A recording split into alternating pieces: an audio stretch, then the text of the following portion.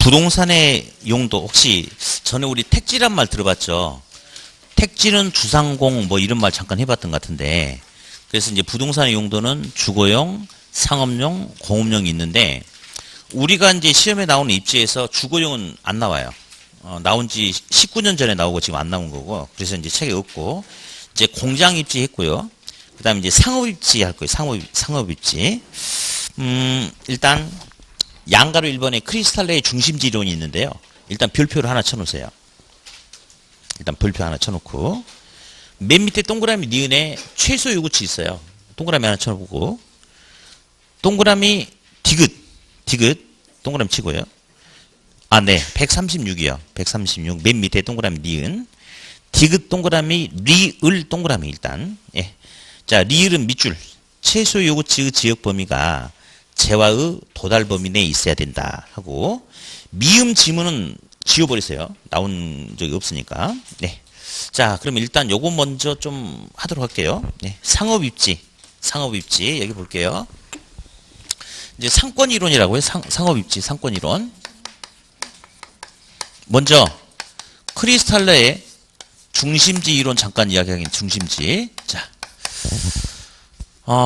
아까 최소 요구치란 말 밑줄 그으라고 그랬어요. 동그라미 치라고 그랬죠. 재와의 도달 범위라는 게 있어요. 자, 먼저 이게 이제 종종 시험에 나와서 그러는데 최소 요구치라는 것은 매장이 유지되기 위해서 필요로 하는 최소한의 고객수예요. 근데 시험에 이런 오답이 한번 나온 적이 있는데 매장의 유형, 규모, 질 등과 상관없이 매장이 필요로 하는 최소 요구치에는 차이가 없다. 일단 결론은 틀렸어요. 왜 틀렸냐면요. 동네에 있는 조그만 우리 흔히 말하는 슈퍼 구멍가게 있죠. 구멍가게는 임대료가 싸요. 그러니까 한 달에 매출 수익이 1,500만 원만 돼도 충분히 유지되고 어느 적정 수익을 가져갈 수 있대. 그러려면 동네 구멍가게는 뭐 인구수가 10,000명, 20,000명 이런 데 갈 게 아니고 한 700~800명 정도 사는 그런 지역에 들어가도 유지가 될 수 있다. 최소 요구치가 한 700명, 800명이 된단 말이에요. 근데 이마트는 임대료가 엄청 비싸요. 인건비도 많이 나가. 그러니까 한 달에 적어도 300억 이상은 매출 수입이 나와야지 유지가 된다라고 가정을 하자. 이마트 같은 경우는 소비자 수가 700명, 800명이 있는 그런 동네 들어가면 돼요, 안 돼요? 안 되죠. 적어도 10만 명 정도는 있어야지 유지가 된다. 그렇거든요. 따라서 보세요. 매장이 유지되기 위해서 필요로 하는 최소한의 요구치는 매장이 크냐 작냐 어떤 유형이냐에 따라서 달리 나타날 수 있어요, 없어요? 있죠. 그래서 최소 요구치는 매장의 유형, 규모 등에 따라서 달리 나타날 수 있다. 다음. 여기 이마트예요. 이마트의 최소 요구치는 일단 10만 명이에요. 10만 명.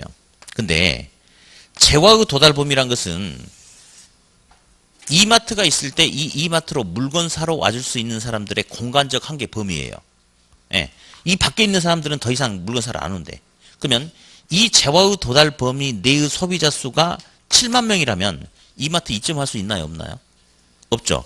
17만이라면 할 수 있죠. 누가 더 커야 돼요? 재와의 도달 범위가 최소 요구치보다 더 커야지 중심지가 성립될 수 있다. 예. 그래서 그러니까 이제 우리 책은 또 이제 말을 바꿔 써놨죠. 그러면 최소 요구치가 재와의 도달 범위 안에 들어가 있어야지 성립한다. 그 말은 누가 더 커야 된다? 재와의 도달 범위가 더 커야 된다. 그렇게. 네. 다음. 동그라미 3번엔 중심지 이론의 내용이 있어요. 걔는 세모만 좀 잠깐 치세요. 그리고 나중에 여러분들 한번 읽어보시고 대신에 이제 중심지 형태를 잠깐 보면요. 이제 이렇게 돼 있다. 이렇게. 우리 동네를 보니까요. 저차 중심지, 중차원의 중심지, 고차 중심지가 있는데 그냥 이렇게 해볼게요. 편의점이라든지 골목길에 있는 슈퍼마켓을 그냥 저차 중심지라고 하고 우리 강의실 정도 좀 더 큰 규모 제법 큰 마트들이 하나 있잖아요. 동네 곳곳에. 그런 경우는 이제 중차원의 중심지라고 하고 이마트라든지 롯데마트 같은 큰 매장은 그냥 백화점은 뭐 고차 중심지라고 합시다. 어디? 지역 내 저차 중심지 수는 많아요, 적어요? 네, 많죠. 우리 학원 밑에도 있고 저 골목길에도 있고 군데군데 다 있어요. 근데 그에 비해서 중차원의 중심지는 숫자가 상대적으로는 더 많아요, 적어요? 더 적죠. 더 적죠. 이렇게. 예. 다음. 백화점, 대형 할인 매장 등의 고차 중심지는 수가 더 적죠. 그래서 보니 저차 중심지에서 중차원으로 고차원으로 갈수록 중심지 수는 점점 감소하고 있죠.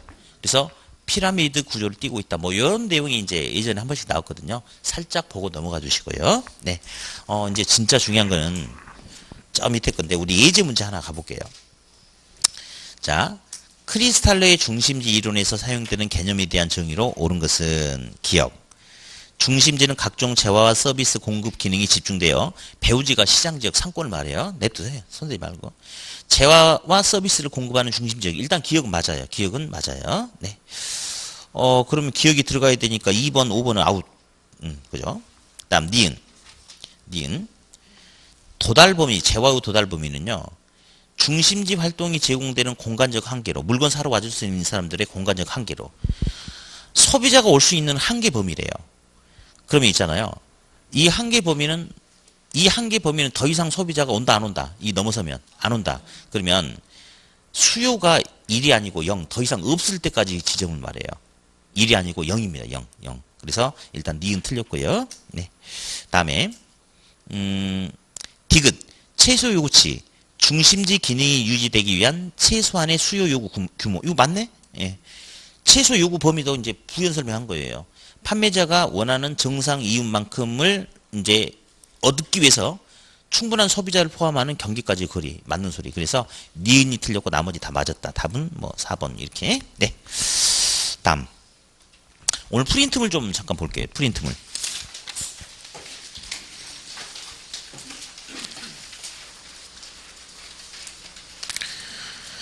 프린트물 잠깐 볼게요. 봅시다. 10번. 중심지가 성립되기 위해서는 매장이 유지되기 위한 최소 요구치보다 재화의 도달 범위가 더 커야 된다, 넓어야 된다. 어때요? 맞죠? 자, 12번. 공장의 최적 입지는 수송비, 인건비, 집적 이익의 순으로 각각 요인이 최소가 되는 지점이 돼야 된다 하면 안 되는 거 아시죠? 수송비하고 인건비는 빠져나가는 돈이니까 최소가 좋지만 집적력, 집적이익은 비용 절감 이익이니까 큰 게 좋은 거예요. 예, 틀렸고요. 자, 이제 11번 볼게요. 일반적으로 상품이나 서비스 구입 빈도가 낮을수록 밑줄. 구입 빈도가 낮을수록 요거는 동네에 있는 조그만 마트를 말할까요? 아니면 삼성전자 대리점을 말할까요? 어딜 말하죠? 소비자의 구입 빈도가 낮을수록 요거죠. 요거. 자, 볼래요? 마트는요, 우리 동네에 있는 마트는 자주 가요. 뭐 상추도 사고 뭣도 사고 자주 가. 자주. 저녁 식사 준비하려면 자주 가죠. 그러면 소비자들이 자주 가는 이런 마트 같은 경우는요, 예, 여기 있는 소비자들이 일주일에 3-4번씩 가기 때문에 상권이 넓지 않아도 유지가 돼요. 근데 우리 전자제품 사러 1년에 몇 번이나 갈까요? 1년에 한 20번 가나요? 한 3번 정도면 거의 되지 않을까요? 뭐 특별한 전자제품이 오래 쓰는 거니까. 그럼 여기는 소비자들이 1년에 한 3번, 2-3번밖에 안 가. 그러니까 상권이 좁으면 유지가 되겠어, 안 되겠어? 안 되죠. 그래서 상권이 넓어야지 유지가 되는 겁니다. 이렇게. 네. 그래서 요거는 이제 맞는 지문인데 뒤에 오타가 나서 삑사리, 속된 말로. 밑에 맨 뒤에 답을 보니까 11번에 O인데 X라고 삑사리가 났어요. 얼른 고치세요. 쳐다보지 마. 민망하니까. 미안하니까 쳐다보지 마. X가 아니고 O예요. O. 네, 고쳐놓으시고. 자, 이제 137페이지 양가로 2번을 볼 텐데요. 레일레 소매인력 법칙 나왔잖아요. 거기다 별표를 2개를 치세요. 일단 별표를 2개 쳐봐요. 자, 그리고 동그라미 기억 맨 끝에 보니까 밑줄 그어볼게요. 두 중심지의 크기에 비례하고 거리의 제곱에 반비례한다. 일단 밑줄 그어놓고요. 크기는 질량인데 놔두고 일단 비례 동그라미 쳐놓고요. 그 다음에 거리의 제곱 동그라미, 반비례 동그라미. 일단 그렇게 쳐보세요. 네. 자, 이제 넘겨놓고 칠판을 좀 볼 거예요. 먼저 칠판을. 이제 계산할 텐데 이제 레일리도 나오고 좀 이따 허프도 나와요. 그러니까 일단은 차근차근 정리를 먼저 좀 할게요. 이제 레일리의 소비 인력 법칙에 보면 소비자를 끌어당길 수 있는 인력은 도시가 사람 인자 힘력자예요. 도시가 소비자를 끌어당길 수 있는 힘은 인력은 그냥 유인력이라고 해도 괜찮아요. 유인력. 어떤 책에는 흡인력이죠. 흡인. 사람 빨아먹는다. 아무튼 뭐 괜찮아. 그냥 사람을 소비자를 이렇게 당긴다를 갖다 흡인력 또는 유인력, 인력 다 똑같은 말이에요. 네. 자, 요거 아까 뭐라고 그랬냐면 크기가 질량이에요. 질량. 매장 면적 숫자. 크기에 비례하고 거리의 제곱에 반비한다 이렇게 나왔어요. 그러면 우리 이제 시간도 있고 그러니까 산수 좀 해보게. 산수 2분의 6은 3이다. 분모, 분자, 결과치 이렇게. 예. 자, 근데 분자가 6에서 12로 커지면 결과치도 6으로 커지죠. 그래서 둘은 비례관계. 그래서 비례는 결과치하고 비례한다는 건요. 분자가 비례해요. 분자. 그러니까 크기에 비례한다. 그러니까 크기는 분자로 하는 거예요. 분자. 2분의 12는 6이잖아요. 그죠? 근데 분모가 3으로 커지면 3분의 12는 얼마예요? 4죠. 4. 그러면 6에서 4로 작아졌네. 분모가 커지면 결과값은 작아지죠. 그러면 반비례라는 것은 분모하고 관계를 말하는 거야. 분모와 관계. 그러니까 거리의 제곱의 반비례는 분모로 이렇게 하는 거예요. 이렇게. 네. 자, 그리고 이제 오늘은 이렇게 대충 들으셔야 돼요. 자세히 들으면 안 돼요. 근데 이제 사실은 요 거리의 제곱이 이제 여기서는 그냥 나오지만 이제 거리 마찰 기수란 용어로 바뀌어서 나오게 돼요. 그러면 이제 그냥 듣는 거야, 지금은. 지금 레일리가 있어요. 근데 일단 아직 체크는 하지 말고 오른쪽 페이지를 보니까 양가로 4번에 거기 혹시 허프 나와요? 가만 그냥 체크하지 마. 별도로 제가 설명과 다시 별표 칠 테니까 가만 들어봐요. 이제 레일리하고 허프가 있는데 예를 들어서 우리가 여기 살고 있는데 A 매장까지는 2km 떨어져 있고 B 매장까지는 5km 떨어졌어요. 이렇게. 그럼 물리적 거리를 보면 A가 가깝고 B가 멀어요. 레일리는 그냥 두 도시 간의 물리적 거리를 따졌대. 그러면 A는 가까우니까 소비자가 많이 갈 수 있고 B는 머니까 조금밖에 갈 수 없다. 이제 이렇게만 따졌대. 그래서 레일리는 물리적 거리니까 교통 이런 거 전혀 안 본대. 그래서 무조건 거리 제곱이에요. 근데 이제 좀 이따 허프가 나와요. 허프는 물리적 거리를 따지는 게 아니고 시간 거리를 따진 거야. 허프의 이론을 이해한다면 A 매장까지는 거리가 가까워. 근데 교통체증이 심해. 차 타고 거의 1시간 걸릴 수도 있어요. 시내 통과해야 되니까. 근데 B 매장은 물리적 거리는 멀지만 외곽으로 빠지면서 교통체증이 거의 없어. 차 타고 5분이면 가버릴 수 있다. 예를 들어서. 그러면 허프 같은 경우는 이렇게 해요.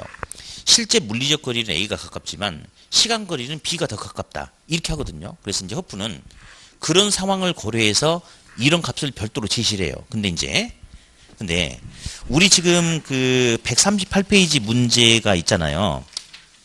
일단 문제를 잠깐 보니까 자, 이 문제는 일단 지금 건드리지 마세요. 네, 건드리지 말고 어떤 걸 풀어볼 거냐면 잠깐만.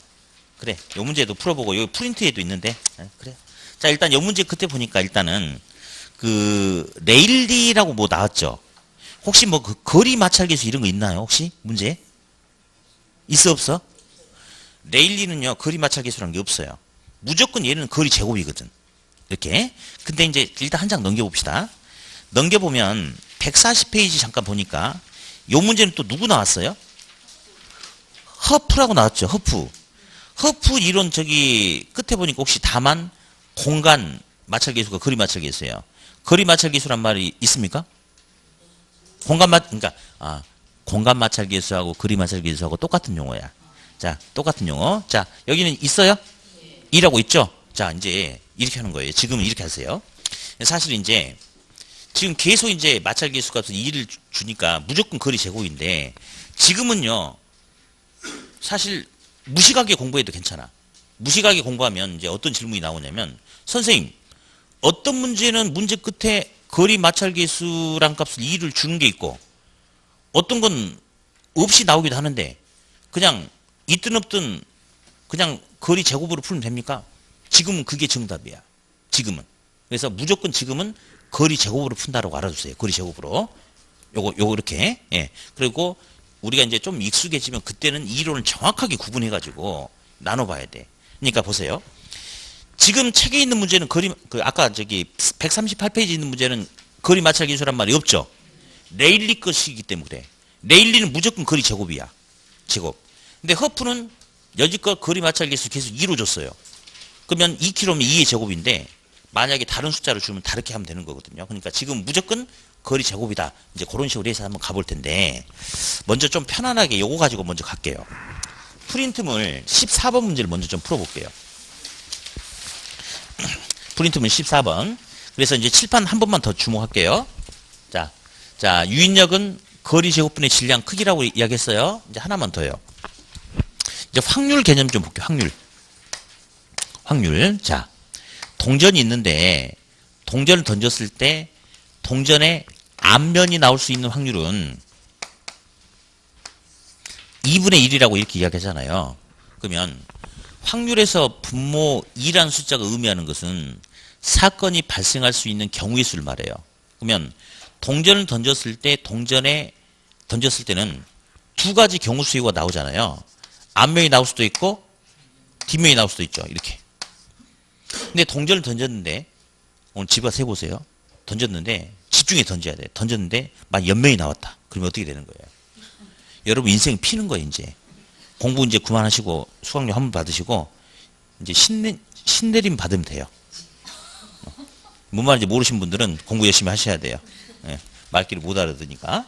그래서 아무튼 앞면 뒷면 두 가지 경우 중에 앞면이 나올 수 있는 경우가 몇 가지냐. 그래서 이제 우리가 이런 경우는 확률이 2분의 1이다. 그렇게 이야기하거든요. 그러면 이 문제를 한번 가볼게요.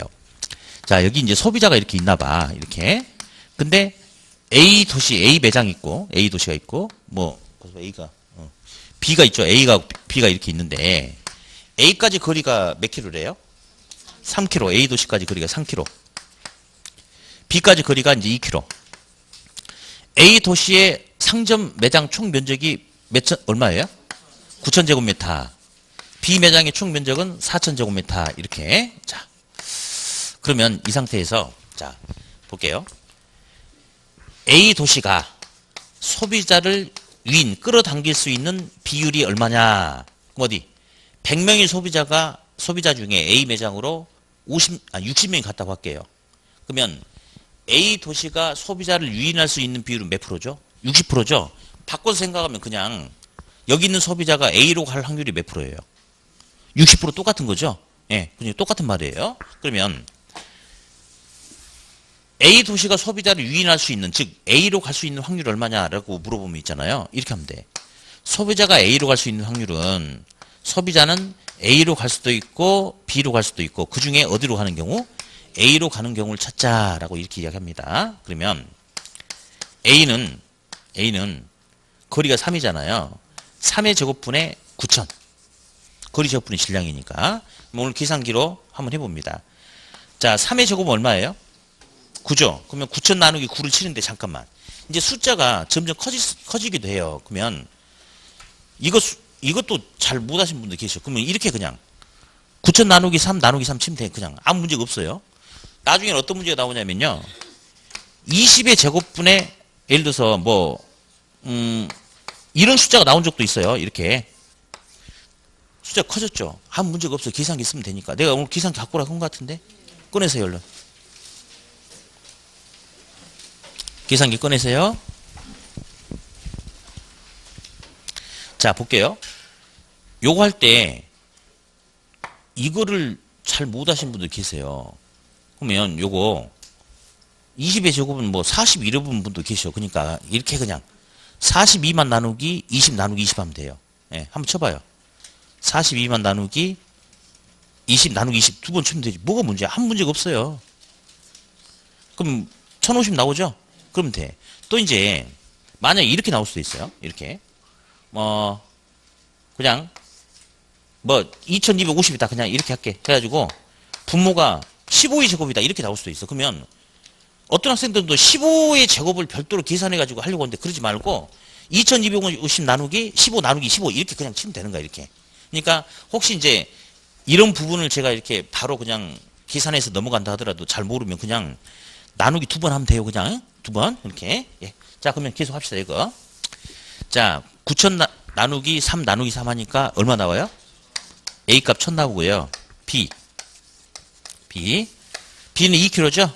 2의 제곱분에 4000. 그러면 4000 나누기 2번 치면 돼. 얼마 나올까요? 1000. 어휴, 씨. 둘이 똑같네. 딱 봐도 이제 계산 안 해도 되겠죠, 이제. A, B 합치니까 2000이잖아요. 2000.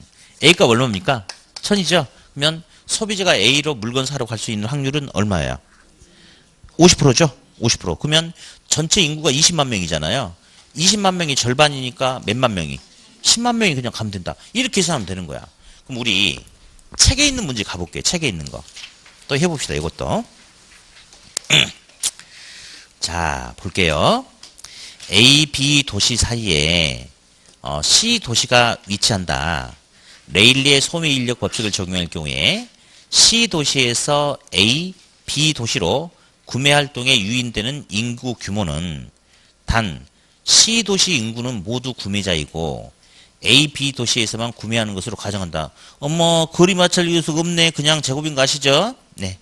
자, 그럼 보자. A 도시 인구수는 40만 명, B 도시 인구수는 10만 명, C 도시 인구 5만 명, C와 A까지 거리는 10km, C와 B까지 거리는 5km. 에이, 우리는 더 그림 그려주면 더 보기 좋은데. 근데 어떨 때는 그림 그려서 나오기도 하고요. 어떨 때는 이렇게 그냥 나오기도 해. 그러면 아무 문제가 없어. 결국 C 도시에 있는 5만 명이 A로, B로 몇만 명이 가냐 그거 물어보는 거 아니에요. 그러면 이러면 되지. 그냥 소비자가 A로 가는 경우 하나만 찾으면 되는 거 아니에요? 그렇죠? 그러면 소비자는 A로 갈 수도 있고 B로 갈 수도 있으니까 그중에 A. 자, A의 유인력 계산해 보자. 거리 얼마? 5의 제곱. 5의 제곱. 자, A의 인구수는 40만 명. A 맞아요? A까지 10이잖아, 10. 5가 아니고 10km. 아니야. 그럼 내가 이제 우리가 처음이니까 익숙하지 않으니까 그림으로 좀 바꿔줄게요. 그림으로. 예. 일단 그림으로 바꿔줄게요. 그러면 지금 여기가 이제 어떻게 나왔냐면요. 이제 C 도시가 이렇게 있는데 여기는 인구가 지금 5만 명 있어요. 근데 이제 A 도시까지 거리가 몇 킬로다? 10킬로다. 근데 A 도시의 인구수는 40만 명이다. 다음 B 도시까지 거리는 몇 킬로다? 5킬로다. B 도시 인구수는 10만 명이다. 이렇게. 자, 이거랑 똑같은 거야. 그러면 이제 A의 유인력 계산해 볼까요? A는 거리 얼마? 10. 10의 제곱분에 저거 얼마? 40만. 그러면 40만 나누기 10 나누기 10 치면 돼. 얼마 나올까? 쳐봐. 알아도 쳐봐. 알아도 치세요. 오늘 준말할 때 치세요, 얼른. 네. 40만 나누기 10 나누기 10 이렇게 하면요. 그럼 4천 나오나요? 4천. 다음 B 볼게요. B는 거리가 5죠. 5의 제곱분에 얼마? 10만. 자, 10만 나누기 5 나누기 5 두 번 하면 돼, 그냥. 네. 10만 나누기 5 나누기 5 두 번. 그러면 4천 나올까요? 어머. 더 이상 눈으로 봐도 되겠다. 둘이 똑같잖아요. 딱 반이네, 반. 네. 그러면 A로, 그러니까 4천 더하기 4천은 8천분의 4천이니까 반이잖아요. 그러면 A로 반이 가고 B로 반이 가니까 답은 몇 번? 답은 그냥 3번 하면 돼요. 3번. 네. 이렇게. 다음. 이제 양가로 4번 볼 텐데요. 허프의 소매 상권 이론 나왔어요. 별표 2개 쳐놓으세요, 일단은. 별표 2개 쳐놓고요. 동그라미 1번 세모. 자, 제 시킨 대로 크리스탈러 보이시죠? 여러분, 크리스탈러가 어느 나라 사람일 것 같아요? 알아맞히면. 알아맞히면 내가 커피 뽑아줄게요. 어디? 독일이에요, 독일. 근데 그런 거 시험에 의미가 없어. 네. 네, 잠깐만. 돈이 없네. 줄라 했더니. 그냥 사먹으세요. 옆에 사람이 사주세요. 이렇게. 크리스탈러는 성씨가 크시니까 크 동그라미 치세요. 크시. 이 양반은 수요자 분포, 즉 거시적 있죠. 큰 거. 거 동그라미. 중간에 거시적 있죠. 거 동그라미. 거만. 그러나 밑에 허프는 성씨가 허씨예요. 허씨. 허 동그라미 치세요. 수요자 개성 즉 미시적 분석 미 동그라미. 미시적 분석이라고 나왔죠. 미시적 분석.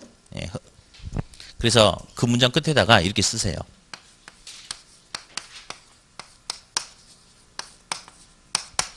크거 험이 이렇게 쓰세요. 크거 험이. 여기서 만약에 오답이 나온다면요. 거시와 미시를 바꿔서 줄 수 있어요. 그러니까 우리 이렇게 하자고요. 크리스탈러는 성씨가 무슨 씨다? 뭘 거시야? 크시라니까. 이름 앞 글자가 성씨 아니야, 이게. 얘가 이제 우리나라에 왔으니까 우리나라 법을 따라야지. 크리스탈러는 성씨가 뭐다? 크시다, 크시. 그 크가 바로 크다 약자야. 그러니까 거시다, 미시다. 자, 여기서 저기 산을 보니까 이 산이 보여요. 산이. 산. 이게 거시적 관점이에요. 거시적 관점. 가까이서 봤더니 산만 있는 게 아니고 가까이 봤더니 멀리서 보니까 나무는 안 보였거든. 산만 보였거든. 가까이 갔더니 나무도 있고 풀도 있고 그런 거야. 이게 미시적이에요. 자세히 보는 거. 미세하게 보는 거. 그래서 크리스탈러는 큰 관점. 크다니까 거시적 관점, 미시적 관점.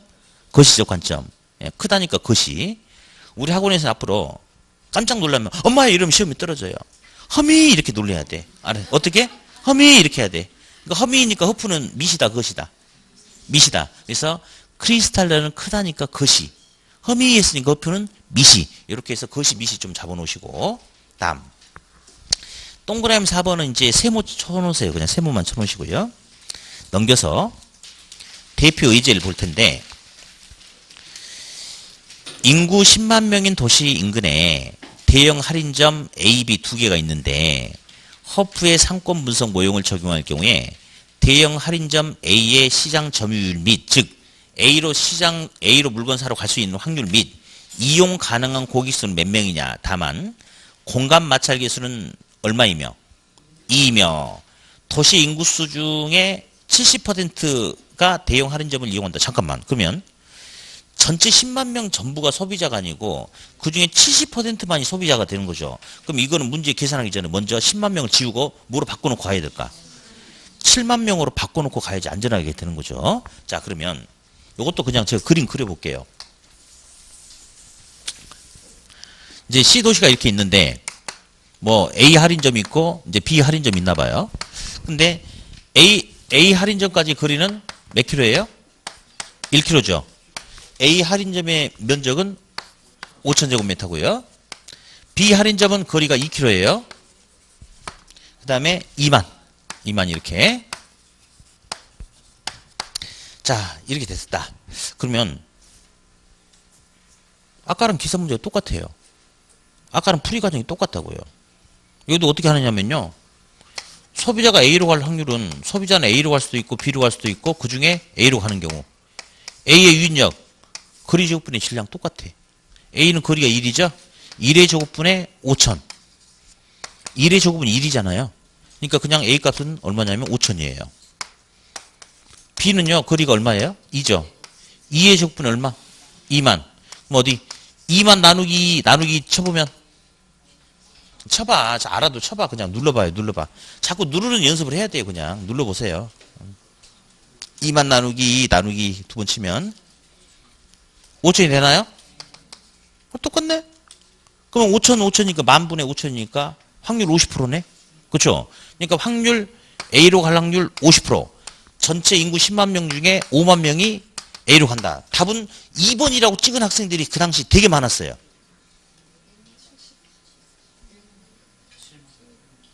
답을 2번이라고 찍은 학생이 많이 있었다니까. 왜 그런지 아시죠?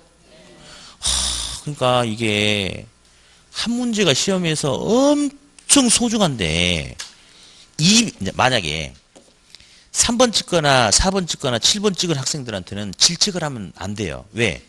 그 학생은 뭐 아예 개념이 없는 못 푸는 학생이냐. 아니 진짜 안 되는 건데 그 학생한테 얘라 이렇게 하면 안 되는 거지. 그러면 그래 너는 뭐 모르니까 그냥 더 쉬운 거 알아서 하고 민법 열심히 해. 이렇게 해야 되지. 뭐라고 하면 안 되지. 근데 2번 찍은 학생은 이게 무슨 짓거리냐고 이게. 2번 찍었다는 건 문제 풀 줄 아는 사람 모르는 사람. 아는 사람인데 맨 끝에 70%라는 숫자를 안 보고 간 거예요. 근데 진짜 많아요. 시험장 가보면. 그러니까 이제 우리가 문제 할 때도 항상 문제 이렇게 나오잖아요. 그럼 바로 풀지 말고 이 70% 보고 나서 먼저 인구수 있죠? 인구수를 지워버리고 맞춰서 바꿔놓고 가셔야 돼요. 그래서 70%니까 10만 명이 아니고 7만 명이죠? 7만 명의 절반이니까 얼마예요? 3만 5천 명. 답은 그래서 1번이 답이 됩니다. 1번이. 자, 어때요? 지금 풀이 과정이 똑같죠? 똑같습니다. 그러니까 지금은 그냥 아까 제가 잠깐 이야기했듯이 무조건 거리 제곱이라고 생각해. 지금은. 무조건 레일리라고 나오든 허프라고 나오든 신경 쓰지 말고 그냥 거리 제곱분의 질량, 거리 제곱분의 질량 그렇게 그냥 가면 돼요. 예전에 나왔던 문제 다시 한번 바꿔서 해볼게요. 예전에 이제 시험에 어떤 게 한번 나왔었냐면 이제 이렇게 나왔네. 소비자가 이제 C도시에 소비자가 있는데 A도시가 있고 B도시가 있어요. A도시까지 거리 10km, B도시까지 거리 20km. A도시의 인구수 7만 명, B도시 인구수 42만 명. 그랬을 때 소비자가 C도시에 있는 소비자가 A도시로 유인될 수 있는 갈 수 있는 확률 비율을 구하시오. 그러면 문제풀이 과정은 똑같은데 대신에 숫자만 좀 커졌죠. 겁먹을 이유가 하나도 없어. 계산은 계산기 해주니까. 자, 한번 해볼까요? 그러면 A로 갈 수 있는 확률 찾으면 되잖아. 아까처럼. 자, A의 유인력, B의 유인력. 자, A는 거리 얼마? 10. 10의 제곱분의 7만. 7만 나누기 10, 나누기 10 치면 돼. 얼마 나올까요? 700. B가 좀 숫자가 좀 그렇다. 42만. 20의 제곱. 42만 나누기 20, 나누기 20 두 번 치면 돼요. 자, 눌러봐. 다시. 42만 나누기 20, 나누기 20 치면 돼. 아무 문제 없어요. 나누기 20, 나누기 20 쳐보면 1050 나와요. 그러면 분모는 이거 두 개 합치니까 얼마 될까? 1750이 돼요. A 값 얼마예요? 700. 그러면 뭐 나누기 뭐 하면 돼요? 그래, 또 한번 해보세요. 700 나누기 1750 쳐보세요. 1750 쳐보니까 0.4 나와요. 끝났어요. A로 갈 확률은 0.4, 40%. B로 갈 확률은 0.6, 60%. 그냥 그렇게 하면 돼요. 그러니까 요 문제는 지금 시험에 12번 나왔어요. 12번. 이놈 두름 섞어가지고. 그러니까 100% 시험에 나온다고 우리가 준비하면 되고 맞춰야 돼요. 맞출 수 있고 맞춰야 됩니다. 예, 그래서 아무튼 이런 계산 문제 할만하죠? 할만합니다. 네. 할만하죠. 그러면 나를 쳐다보지 말고 무조건 내라고 하는 거예요. 뭐 지금 이제 설명 다 끝났는데 모른다면 어떻게 할 건데 지금. 다 이해되셨죠? 그래요. 항상 이해되셨죠? 그러면 네 그래야지 서로 속이 편해. 예, 편해. 근데 이제 이럴 수 있어요. 다른 사람들은 대부분 알아듣는다고 대답했는데 나는 솔직히 아이씨 뭔 말인지 모르겠는데. 자, 우리 지금 당장 시험 보는 거 아니에요. 이거 한 번 배우고 앞으로 안 배우는 게 아니고 이번 배우고 다음 수능 때 그 다음에 문제 풀이할 때 계속 배울 거예요. 그러니까 지금은 저렇게 푸는다라고 감만 대충 보시면 돼요. 이거는 뭐 학교 다닐 때 내가 수학을 잘했냐 못했냐고 무관하고 나의 반복된 노력에 의해서 그냥 다 할 수 있어요. 다. 네. 다시 139페이지로 다시 옵니다. 양가로 3번에 컨버스의 수정 소매 인력 이론, 뭐 컨버스의 분기점 오용이라고 하는데 네, 별표를 하나 치세요. 이게 이제 앞전 시험에도 이제 이거는 계산 문제가 아니었고 이제 앞전 시험에 용어로 이제 내용으로 한번 나왔는데 실제로 이제 계산 문제로도 나온 적이 있어요. 그래서 뭐 딱히 사례도 없고 그러니까 제가 프린트물을 13번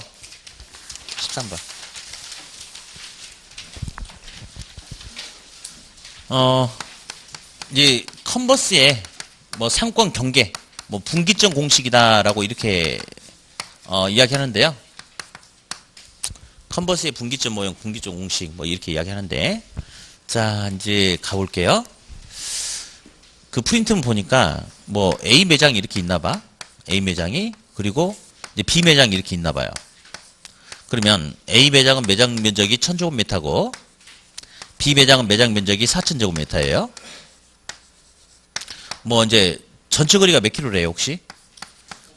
9km죠? 그쵸? 그러면 이제 상권의 경계는 작은 A 매장으로부터 총 몇 킬로 떨어져 있겠는가 뭐 요렇게 지금 물어보고 있는데 자 우리 볼래요? A는 매장이 커요 작아요? 작은 거죠. B 매장 큰 거죠? 큰 거죠. 예. 혹시 루트를 하시나요? 루트? 아니 하냐고 물었는데 누가 입 벌리라고 왜 입 벌리고 쳐다봐? 아 루트 하시냐고. 알아요? 루트 1은 1인데 시험에 안 나오는 거고요. 루트 2가 얼마일까요? 1.414 그 다음 뭐예요? 몰라도 돼. 자 루트 2는 시험에 안 나올까요? 못 나올까요? 못 나옵니다. 답이 안 떨어져. 안 나오는 게 아니고 못 나온다고. 답이 안 떨어져요. 루트 3도 답이 안 떨어져요. 루트 4 나와요. 얼마죠? 2. 루트 5, 6, 7, 8 못 나오고 루트 9 나옵니다. 얼마죠? 3. 이 두 놈만 나와요. 두 놈만. 그래서 루트 4는 2고 루트 9는 3이다. 두 개만. 그래서 어디 가가지고 야 씨 우리는 루트 배운다 까지는 이야기해도 되는데 그래 어떤 거 배우는데 그러면 더 이상 이야기하면 안 돼. 이건 극비상이야. 루트 4는 2 루트 9는 3 딱 두 놈만 나와요. 네. 근데 책에 보니까 뭐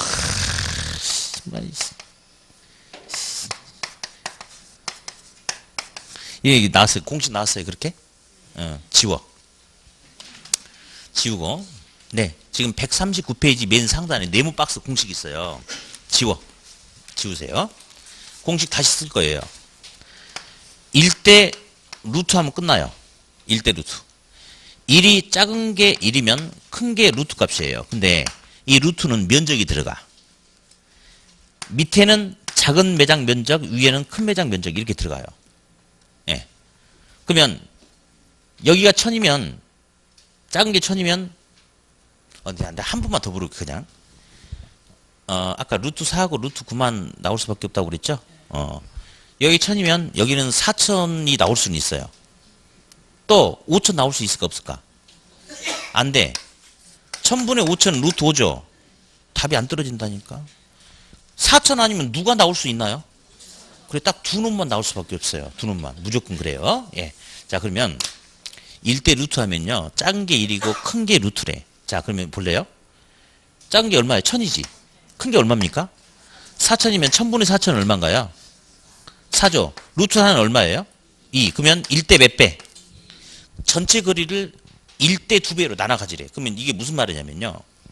전체 거리가 이제 9km인데 9km를 한 조각, 두 조각으로 나누래. 그럼 총 몇 조각으로 나누래? 세 조각으로 나누면요.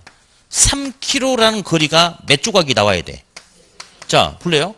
9 나누기 3이 뭐냐면요. 9 나누기 3이 3이야.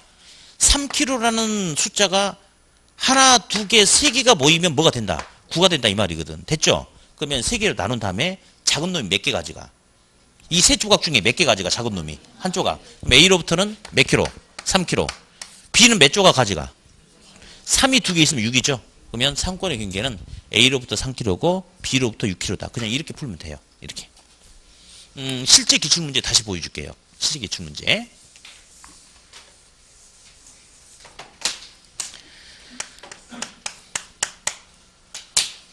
전체 거리가 8km예요.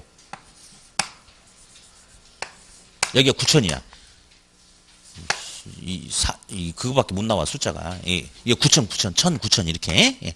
전체 거리 8km. 자, 이랬을 때 실제 기출 문제는 상권의 경계는 A 매장으로부터 몇 킬로 떨어져 있겠는가? 그 물어봤거든요. 자, 그러면 1대 루트 밑에 1, 1000, 위에는 9000. 루트 얼마죠? 루트 9는 3이네? 1대 몇 배? 3배. 그러면 전체 8km라는 거리를 한 조각, 세 조각, 총 몇 조각 나누라? 4조각으로 나누라. 그러면 몇 킬로가 돼요? 2kg가 되는 거죠? 그러면 2가 몇 개가 나오는 거야, 지금? 하나, 둘, 셋, 4개가 나와야지 8이 되는 거죠? 4개로 쪼갰어. 그리고 작은 놈이 몇 개 가져가? 그러면 작은 놈으로부터 거리는 얼마? 2.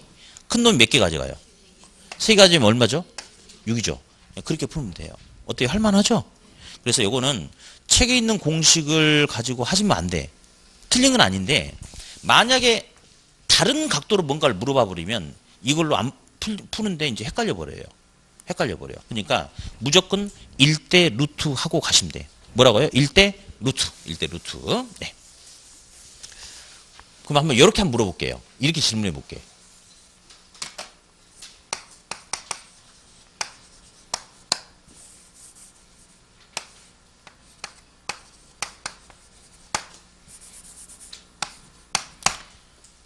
이번에는 A 배장은 1000제곱미터고 B 배장은 4000제곱미터인데 A에서 상권의 경계까지 거리를 줬어. 3km를. 그래놓고 전체 거리가 얼마냐고 물어봐. 이걸 갖다 책에 있는 공식 가지고 막 풀고 하려면 어디 한번 볼까요? 루트 4는 얼마예요? 2죠. 루트 4분의 1은 얼마죠? 응? 이제 여기서부터 꼬이기 시작하는 분들이 계셔. 그러니까 책에 있는 공식 쓰면 안 된다고. 그냥 1대 루트 하면 돼요. 이것도 보자고요. 그냥 1대 루트야. 1대. 1대 루트죠. 그럼 이게 1이야. 이게 작은 게 1이고 큰 것은 루트는 1000분의 4000이니까 얼마죠? 1000분의 4000이 4죠? 1대 몇 배? 1대 2배야. 그러면 작은 게 1인데 그게 3kg래. 그러면 큰 거는 2배니까 몇 킬로가 돼야 돼? 6kg. 그러면 36 얼마? 9. 이렇게 그냥 끝내면 되는 거예요. 그래서 무조건 요거는 1대 루트 쓰면 간단하게 끝납니다. 그렇게. 네. 그래서 요 기사 문제, 이쪽 파트에 있는 기사 문제는 우리가 꼭 잡아야 돼요. 네. 자, 넘겨서요. 넘겨서.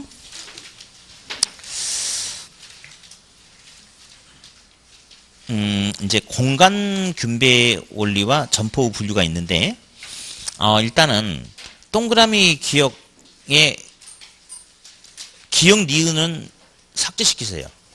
동그라미 기억에 기억 니은 삭제시키고요. 맨 밑에 동그라미 2번은 이거는 이제 별표를 하나 쳐놓으세요. 별표. 이거 중요합니다. 하나 쳐놓고 이제 어디 기억 집심성 점포 밑줄. 심이 뭔지 알아? 심이? 마음심이 아니고 이제 사실은 한자로 쓸 때는 그렇게 쓰는데 몰라도 되고요. 도심의 중심부. 심이 중심부. 어디 백화점이라든지 극장 같은 경우는 도심 외곽에 있어요? 중심부에 있어요? 백화점, 극장 이런 것은 동심의 중심에 집중해서 있으려고 한다 해서 집심성 점포라고 이야기해요. 무슨 점포? 집심성 점포. 다음 니은 밑줄. 집재성 점포는요. 이제 동종 업종들끼리 또는 유사한 업종들끼리 한 곳에 모여 있지 않은 경우가 많아요. 이제 그래서 뭐 금융 관련된 어떤 회사들이 몰려 있거나 또 이제 예를 들어서 뭐 저기 창원 같은 데 가보면요. 그 창원에 보면 뭐 경남도청, 뭐 세무서, 그러니까 이제 이렇게 이 한 그 블럭 이어지는 블럭에 보면요. 세무서라든지 무슨 뭐 관공서, 뭐 경찰서 다 그 블럭 안에 다 이렇게 모여 있는 거 이렇게. 그래서 이제 이런 것들이 모여 있는 형태가 집재성이에요. 다음 리을 산재성 점포 있죠. 밑줄. 그 밑에 혹시 동종업종이 서로 무슨 말 나왔어? 분산. 산재, 분산해라! 이게 산재.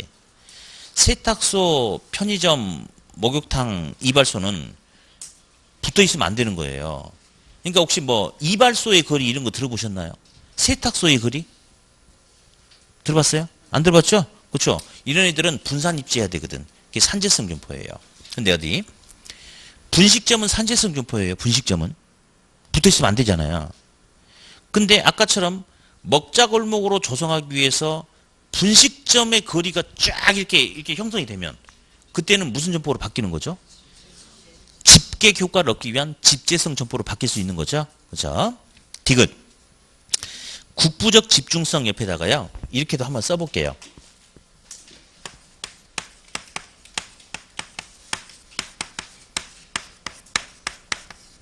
국부적 집중성 점포 옆에다가 이심적 집재성 점포라고 한번 써볼게요.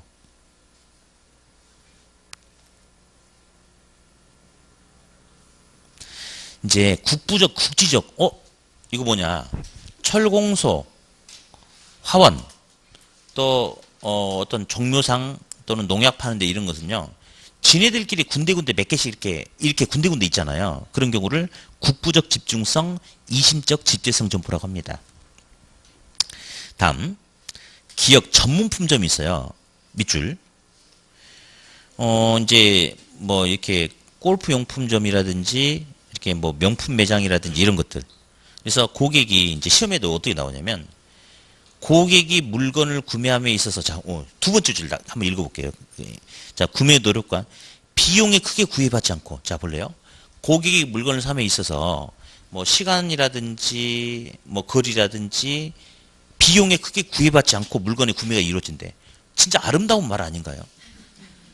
물건 사는데 비용을 크게 고려하지 않고 아름다운 말이죠.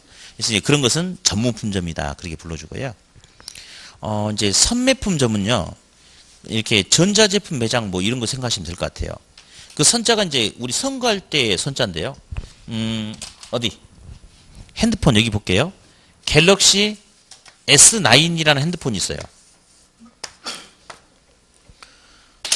우리 이 지역은 가서 봐. 저쪽 가니까 롯데마트도 있고 그러죠. 어디? 우리 이 하단 뭐 이 사하구 이쪽은 갤럭시 S9 파는 매장이 어디 있을까요? 어디 있을까? 밑에 핸드폰 가게. 또 거기만 파나? 롯데마트 전자제품 매장 가보면 있을 텐데요. 네. 하이마트에도 있을 텐데. 전자랜드에도 있을 텐데. 이마트에도 있고. 삼성전자 대리점 가도 있을 텐데. 그래요. 소비자가 알아. 이 물건을 파는 매장이 한 군데 있는 게 아니고 여러 매장에서 판다는 거. 그러니까 소비자가 물건 사러 갈 때 한 매장 가서 얼마니 하고 바로 계산하는 게 아니고 얼마예요? 현금 내면 얼마예요? 라고 해가지고 물어보고 나서 여러 군데 비교하죠. 그래가지고 자기 조건에 맞는 거 선택하죠. 그게 바로 선매품점이에요. 물건을 사기 위해서 여러 점포를 비교 후에 선택한대. 뭘 한다? 선매품점이다. 그러니까 뭐 이렇게 전자제품 매장 뭐 이렇게 생각하셔도 뭐 무방하겠죠. 편의품은 별로 중요하지 않으니까 냅둬버리고. 다음 정리 맨 밑에 정리가 있는데 상권의 획정 방법이 있어요. 이건 세모 쳐놓고 그냥 시간 날 때 살짝 보고 넘어갔어요. 지문 딱 한 번 나왔거든. 한 번. 이렇게. 자 넘기시고 이제 대표 예제가 있어요. 대표 예제. 한번 풀어볼 거예요. 옳은 것은 1번. 집 심성 점포는 도심의 중심부에 입지하는 점포인데 뭐야 이게? 같은 업종이 서로 뭐 이거 아닌데? 이거 뭐야 이거? 집재성 점포지 1번은. 1번은 집재성. 3번. 집재성 점포는 동일 업종의 점포끼리 국부적으로 이거 누구지? 국부적이 나왔잖아요. 저 종묘상 농약 팔고 철공소 이런 것들 군데군데 있는 것들 국부적 집중성 점포죠. 국부적 집중성. 그러니까 3번도 틀렸죠? 2번, 4번 한번 묶어볼까요? 2번, 4번. 2번. 선매품은 여기 또 아름다운 말 또 나왔네 여기. 구매의 노력과 비용이 크게 구애받지 않고 진짜 이렇게 살면 얼마나 좋을까요? 물건 사는데 얼마예요? 막 가격 보는 게 아니고 막 질러버리고. 예. 자, 요거 누구예요? 2번은 전문품점. 틀렸죠? 네. 다음. 5번은 누구예요? 뭐 눈치가 좀 있어봐. 1번, 3번 풀 때는 그냥 풀고 2번하고 5번 풀 때는 둘이 묶으라고 그랬잖아요. 좀 눈치가 있었으면 좋겠다. 5번은 물건 사는데 갤럭시 S9 파는 점포가 많은가 봐. 그러니까 여러 점포에 있는 물건을 서로 비교하면서 구매가 이루어지는 거죠. 비교 선택이 이루어지잖아. 무슨 품이요? 선매품점 이렇게. 네. 그다음 4번. 산재성 점포는 분산 입지해야지 유리한 맞네 이거? 맞죠. 답은 몇 번? 답은 4번. 다음 143 잠깐 그대로 이어갈게요. 143. 아까 이제 우리가 지대를 했는데 뭐 뒤에 있고 앞에 있고 해서 그냥 제가 맞게끔 그냥 설명하고 놔뒀는데 일단 이 표를 볼게요. 그 고전학파가 있는데 고전학파 있잖아요. 고전학파는 직접 위에다 한번 이름 써볼까요? 리카도 티넨 써봐. 아니야. 저기 표 밑에 표에 보니까 고전학파라고 있잖아요. 그 고전학파에다가 아까 우리 배웠잖아요. 리카도하고 티넨 이렇게 한번 써보라고요. 리카도, 티넨. 그 사람들이 누구다? 고전학파. 신고전학파 거기다가 마르크스 한번 써요. 마르크스. 자, 먼저 우리 여기서 그 밑으로 하나, 둘, 셋, 네 번째 칸에 가보니까요. 고전학파는 지대의 성격 나왔죠? 뭐라 나왔어요? 잉여. 한번 동그라미 쳐보자. 그리고 옆에다 한 번 더 써보자. 고전학파는 지대는 생산 과정에서 자기가 무슨 역할을 하는 게 아무것도 없었어. 그냥 단지 이것저것 다 계산하고 남는 돈이야. 그렇기 때문에 지대는 잉여일 뿐이기 때문에 생산물 가격에 영향을 주는 생산비가 아니다. 써봐요. 생산비 아님. 생산비가 아님. 그렇게. 네. 아까 한번 해봤어요. 근데 한번 더 체크해보자 이겁니다. 자, 이제 지대 이론을 했고, 다음에 이제 148페이지 보면, 이제 도시 공간 구조 이론이 나와요. 그래서 잠깐 휴식을 했다가 그 내용을 다루도록 할게요. 네.